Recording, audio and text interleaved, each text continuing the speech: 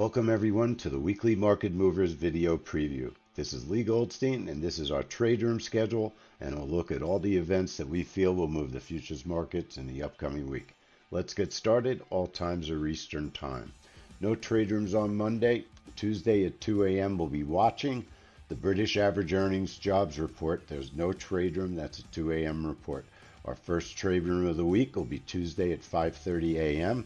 for Home Depot earnings, a family money trade. We'll be back in the room at 8 a.m. for Core PPI, one of our YouTube streams of the week, 4 p.m. for the API crude oil report, and then 9:15 p.m. for the Australia Wage Price Index.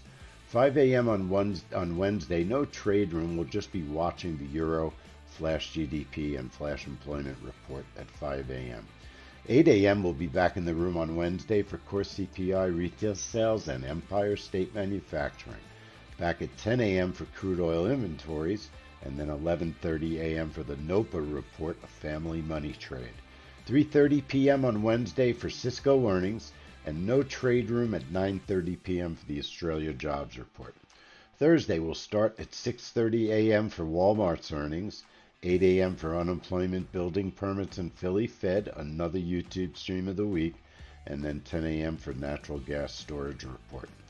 There is a 9 p.m. Chinese retail sales industrial production employment rate news report on Thursday at 9 p.m. We will just be watching that report. And unusually, there are no trade rooms currently on Friday. So I hope you're having a great weekend. This is our trade room schedule. Looking forward to seeing everyone in the trade room this coming week.